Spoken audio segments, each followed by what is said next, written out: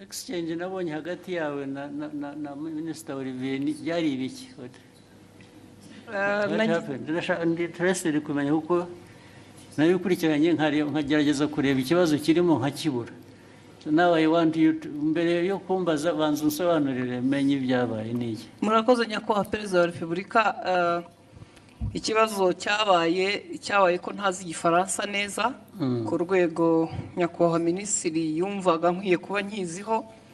Ngerageza gushyira ijambo rye mu Kinyarwanda kugira ngo Abanyarwanda bumve.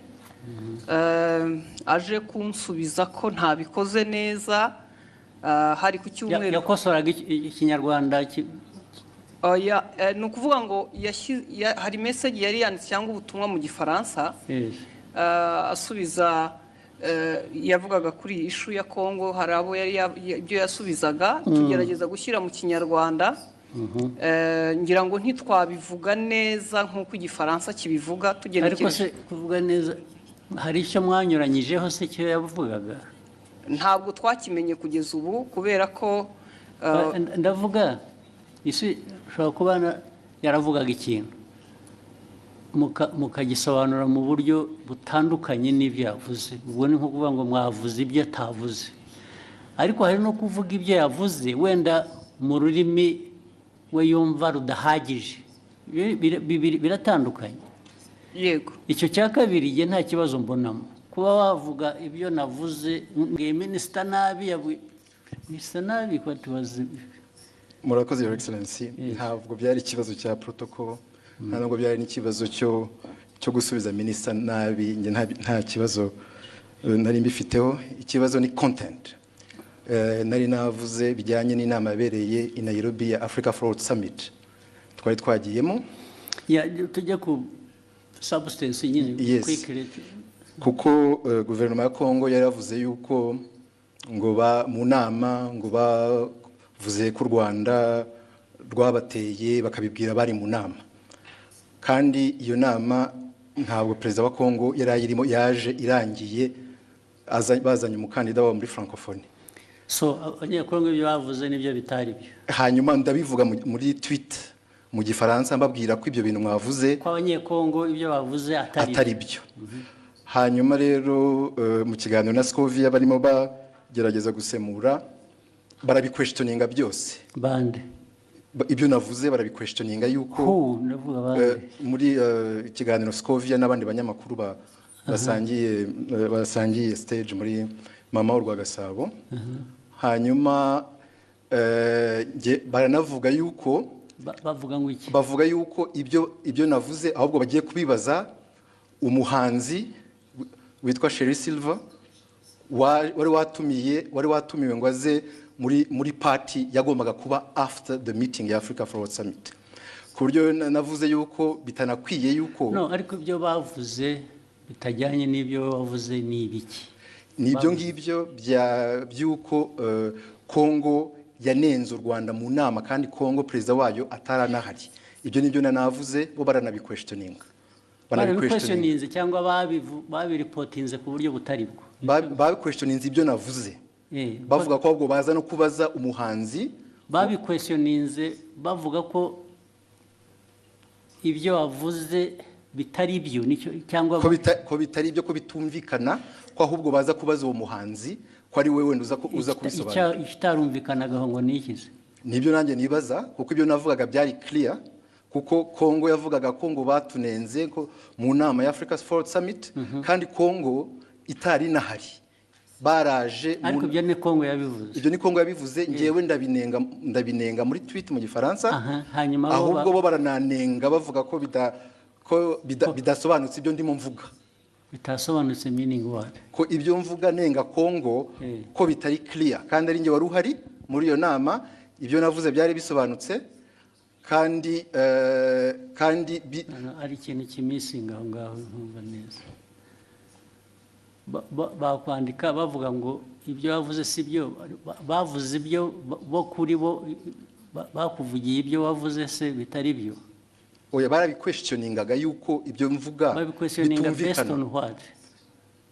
Based ku bintu ntanumva, kubera ko it was clear ibyo navugaga byuko Kongo ntabwo yari mu nama nishobora kuvuga babikwesiyoniza bavuga se ngo Olivier arabeshya ntabwo biri ari byavuze cyangwa yavuze bashatse kuvuga ibyo wavuze ariko babivuga mu buryo butari bwo batanga indi content bavuga ko ibyo mvuga bitumvikana ko ngiye ibyo mvuga nka Minister wa Foreign Affairs wari muri iyo nama ko ibyo mvuga bitumvikana ko ahubwo bagiye kubaza umuhanzi utari no muri iyo nama umuhanzi bamubarizaga iki kubera ko yari yatumiwe muri party yabaye nyuma y'iyo nama hari party yabaye hari umuhanzi wari watumiwe ngo bafashe gutegura iyo party ngo nibo baza kubaza mu bintu byavugiwe mu nama y'abakuru b'ibihugu narindimo aho ngaho niho hari ikibazo ariko ikindi kibazo muhitamo kubishyira ku rubuga muterana amagambo nuko hari hashize n'iminsi mubwira ibyo batagiye basemura neza mwandikira akamubwira ko babikora nyuma bakongera bagasubira bakabidistortinga ibyo byaje kuba noneho bitari interpretation ibyo bavuze gusa ko ibyo bavuze atari byo ko atari byo ko babiquestioninga aho niho nagira ikibazo niko byagenze what happened ntago twize duhindura icyo yavuze nuko tutakivuze mu gifaransa ngira ngo cyanyacyo kuko na message mutabisobanuye mu kinyarwanda ngo gihwanye n'igifaransa cyiza yavuze noneho ushaka intambara z'ubusa kweri hanyuma aza gusubiza ndabyibuka hari ku cyumweru ngira ngo hari nuko nari njyenyine iyo mba ndi kumwe n'undi yarangiriye inama itari igisubizo natanze kuko naje mvuga nti ntiwigeze utubwira ikosa twakoze ngo turikosore kuko we yagaragazaga ko dukwiye gusubira kwiga igifaransa kandi koko sinkizi ariko abo dukorana bamwe baba bagerageje ngira ngo naho habaye kutumvikana na nyuma ndisegura kuko ntari ku rwego wenda rwo gusubiza ariko wiseguriraga iki ko nashubije Minister ndi umunyamakuru muri urwo buryo n'ubu ndacyasaba imbabazi oya bishoboka ahubwo azagusaba imbabazi ariko kuko ibi bya protocol ibya Janesse ntabwo birimo protocol yes ndabona ushaka icyo kintu ndashaka kuko nabonye hari ugusaba imbabazi sinabyumva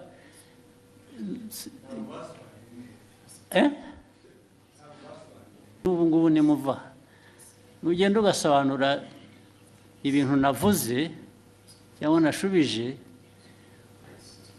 mu nzira iyo nabishyiragamo ariko wenda ururimi rukagobwaho akantu gato ntabwo njye nabibonamo ikibazo ariko ugiye ugahindura ibyo navuze Yesu ukavuga ko navuze no ubwo biba byahinduye isura kudasobanura neza ariko nabyo bifite ikindi bivuze bibiri neza ni ukuvuga ko ibyavugwaga mu gifaransa si byo byavugwaga mu kinyarwanda biratandukanye si ukuvuga ko ikinyarwanda cyari kibi oya ntabwo cyasobanuraga icyo igifaransa cyavugaga byanyuranye bite it was not opposite sinibuka neza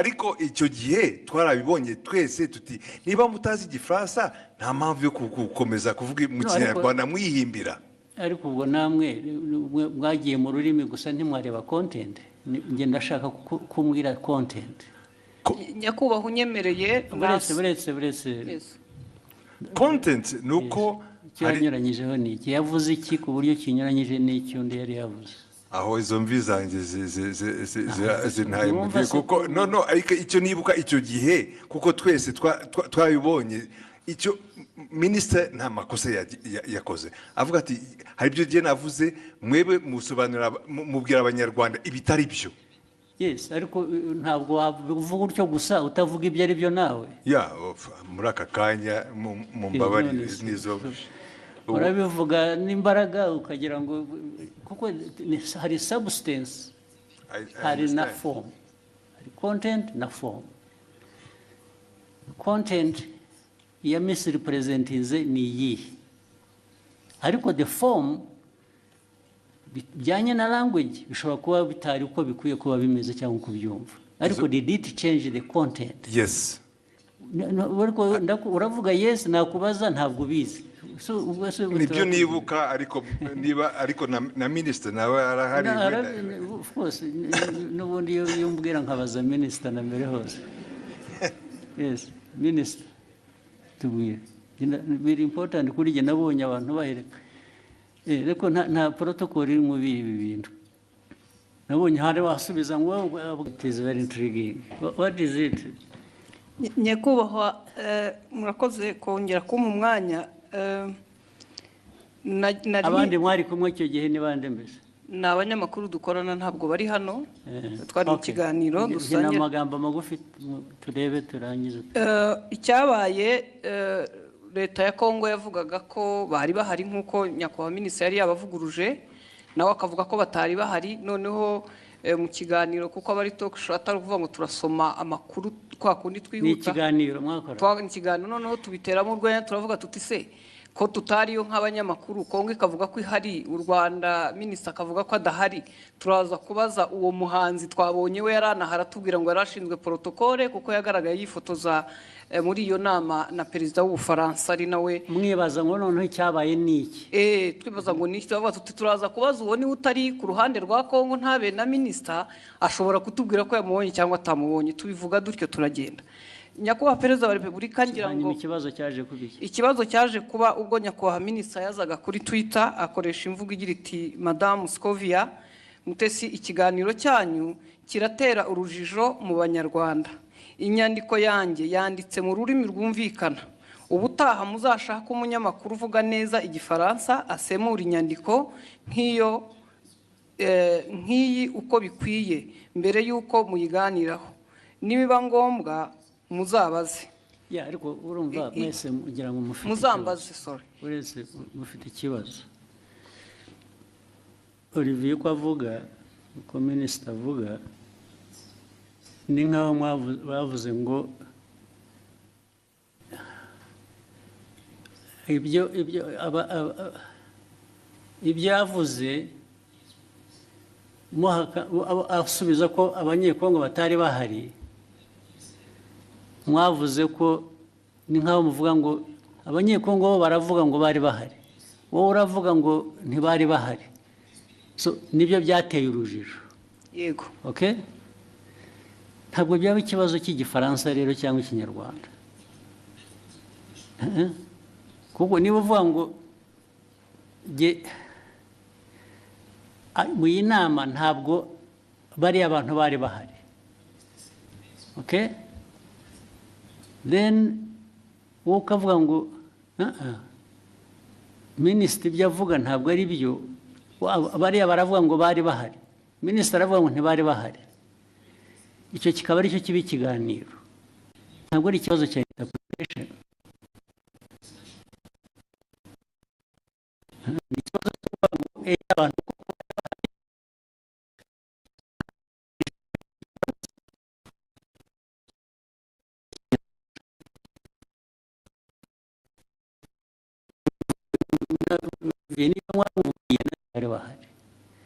ariko bo baravuga ngo ariko reka tubaze abanyekongo bo barabivuga nk'abari bahari, ubanza bari bahari.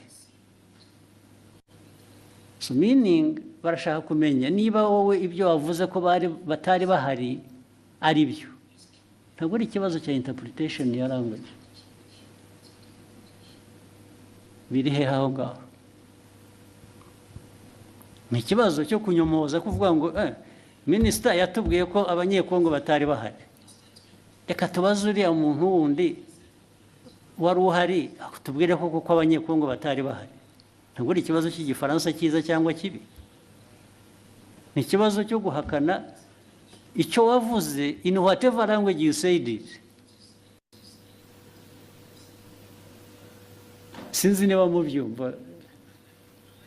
Ahangaha ikibazo cya interpretation ya language kivuye he? Cyangwa Igifaransa kibi cyangwa Ikinyarwanda kitumvikana bivuye. What is at issue here is to prove that either abanyekongo ibyo babivuze koko bari bahari, cyangwa se babivuze babeshya ntibari bahari. ariko we Olivier yavuze ko abanyekongo batari bahari. So icyo ni ikibazo cya the substance of the argument, it's not the language. byarangiye ndavuga Kiseke. In fact, they were questioning even Ibya minister. Why not? Okay.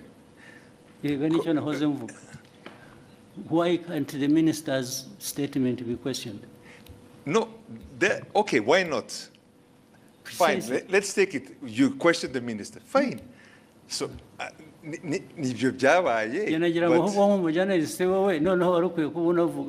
you should be asking what I'm asking. Now, if you call a journalist conforming a minister, it's not right. Okay, in fact, tuvuge nkanjye wabikurikiye icyo gihe kubera ko narinzi inkuru uko yari iteye. For me also I was saying kabisa mugenzi wanjye mu itangazamakuru ari aratangaza inkuru itariyo. That is my personal opinion. Ariko yatangaje iki ko ya questionings gutangaza no questioninga no kubaza uvuga ko ushaka kumenya ukuri, it's not ntabwo ari gutangaza. In fact ni nkaho yemezaga ko wenda ibyo abanyekongo bavugaga byari byo. Ariko kandi yashoboraga kubikura berecisha make.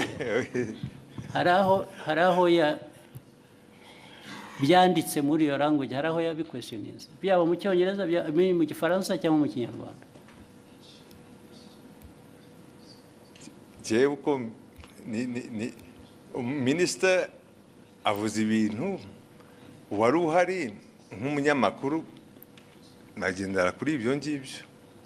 Kuki umunyamakuru wari wese abishatse atavuga ati ngiye ko biri ariko byabaye kubera ko undi yavuze ko atari byabaye, yaba ari umunyekongo cyangwa undi.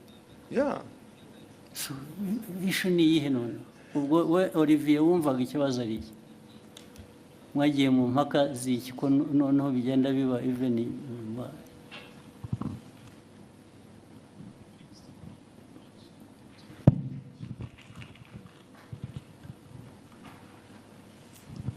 Murakoze Your Excellency.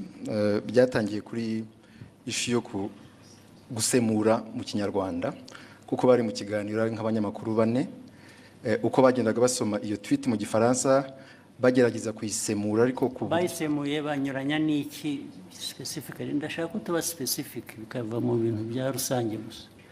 Barabisemuye batanga wrong impression y'ugute n'iki batanze distortings muri nk'urugero nabaha kuri ibyo bya Kongo kuba yari hari cyangwa itari hari ku buryo hari ngira ngo Scovia yagezana navuga ngo ariko ngo wenda bashobora kuba bari bahari ariko president atarahari, president wa Kongo ariko Kongo yari hagarariwe.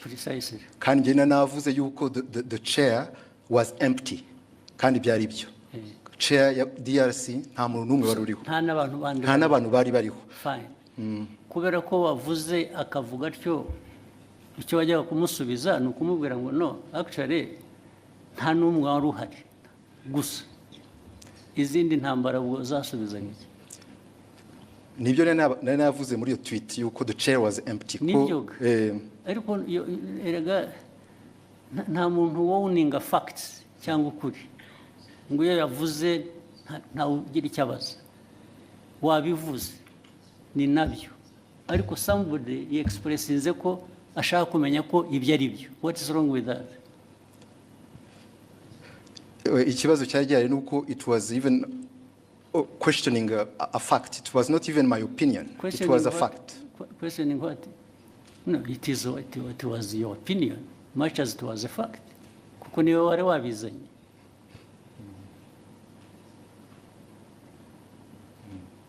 Your opinion can be a fact much as it may not be a fact.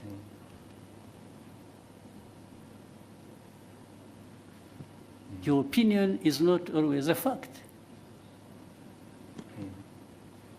Nobody, this is why I'm telling you, nobody owns the fact. And that's why journalists, as we know it, nubwo mujya mutunenga ahubwo twebwe ntabwo numva ko iyo umuntu yavuze ikintu kubera ko ari minisita byanavuzwe ko ari minisita, so nobody says anything kubera ko byavuzwe na minisita. How? So your exchange is flawed. It's not right.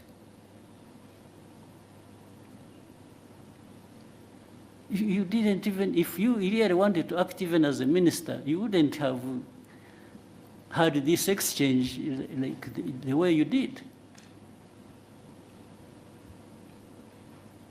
Niba ari ukugiye kujya udiringa n'aba journalists, then there is a problem. So byabanje kuba ko ari interpretation ya French n'ikinyarwanda kuko ni nabyo wanditse, ni nkaho bababwiraga ko bakwiye kuba bazi igifaransa kizima kitari icyo so byavuye no kuri substance byagiye muri ibyo ngibyo birimo iki nka minisitiri cyo bibonamo ni iki none. It was just to ensure yuko abanyarwanda bahabwa the right information kubyerekeye ibyabaye gusa. The right information iva mu bibazo bibazwa. If they are asking you and you can substantiate what you are saying, abanyarwanda they are benefiting. Another time actually they may question you and find what you said was not right. Still abanyarwanda will benefit.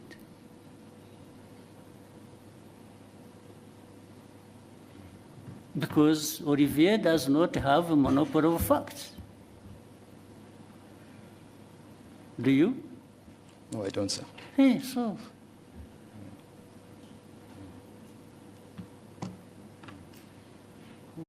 That Scovia, because Olivier does not have a monopoly of facts.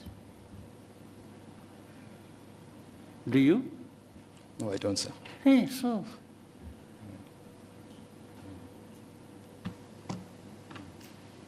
Why would you behave in exchange as if you own the facts?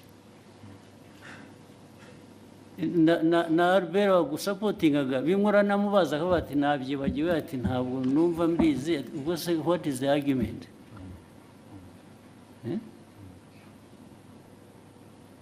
Muvaneho kajagari muzamu. So you ask what you are.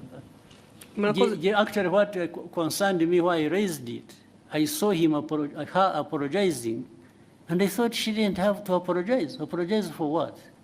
Nasabye imbabazi kubera ko ndi umucuruzi mfite televiziyo, minisitiri kuvuga ko tutize dufite ibintu bitameze neza nshobora gutakaza isoko, nagombaga kujya mu ruhande rumeze rutyo ariko kuri jewe waritakaza wa apologizing.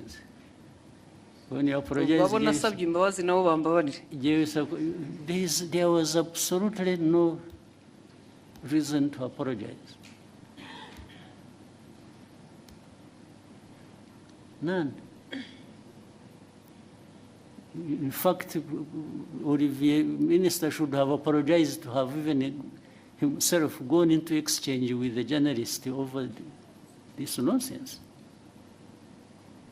This is absolute nonsense.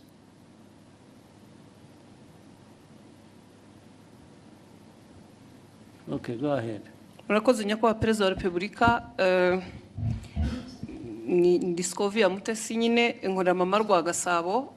Ikibazo cyane gishingiye ku bijyanye n'amategeko ahari yemerera abakozi ku murimo, ariko dufite ikibazo muri iyi minsi cyaho abakozi bakorera ibigo byigenga private sector, aho usanga batabaha amasezerano y'akazi, abo bahaye amasezerano y'akazi nabo ntibabaha ibyo amategeko asaba, ndetse rimwe na rimwe ntibabishyure, binagenda bikagera no muri company za security aho ushobora umuntu kumara amezi atatu adahembwa kandi mu by'ukuri usanga nahembwa amafaranga make cyane ari munsi y'50,000. Ikibazo ni ukureba uburyo abashinzwe kubahiriza amategeko bafasha abakorera muri private sector kugira ngo abakozi bakoreramo nabo bahemberwe ku gihe. Ibyo niko bikwiriye kuba bimeze. Bibaho njya mbona na hano mu mujyi hari ubwo abantu bagera batya bajya kwibarabara kubera ko abantu babakoresha batabishyuye. Ntabwo ari byo. Abantu we shall sort it out sinzi ababishinzwe hano niba hari ba ministers hari abahari. It should not happen. Hakwiye kubaho accountability no kuri abo bantu bakoresha abantu ntibabishyure.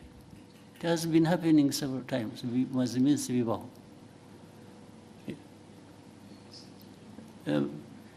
Minicom uri hano cyangwa n'abandi abantu kutishyurwa bikarinda bivamo inshuro bibaye murabizi. You have seen it?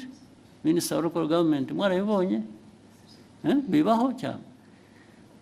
Kuki bikwiye kuba bibaho? Kandi iyo byabayeho inkurikizi kuba tabishyura baba bakwiye kuba babishyura nizi. Anyway, yihorere icyo kibazo kirumvikana, it will be sorted out one way, bizakemuka ku buryo bumwe cyangwa ubundi. Murakoze nyakubahwa Perezida wa Repubulika, nashakaga gusoreza ku kijyanye naho ibiciro bigeze ku isoko bigaragara ko bihenze, kandi si mu Rwanda gusa ni ku isi, ariko hari ibyiciro by'abantu bakigowe ndetse bakaba ari n'abakozi ba leta ku mishahara, abanyamabanga nshingwabikorwa b'utugari, abaganga ndetse na bamwe mu bakora mu nzego. Ibyo bibazo birazwi kandi bihoraho, bizanahoraho, habura ibintu bihora bihinduka. Ntabwo hanze ku isoko bijyanye n'ubukungu bw'igihugu ari ku miterere yabwo ubwabwo cyangwa bifite bituruka hanze bitera ibibazo igihugu, byo bihoraho. Ni ugushaka ko tubikemura gusa. Ibyo uvuga byose birazwi, ndetse niyo mpamvu habaho rimwe na rimwe kugerageza gukemura bimwe dufasha. Urabizi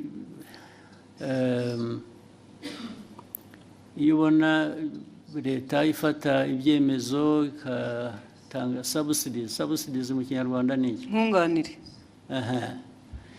Buriya urabizi ko biriho, baba bunganira umuturage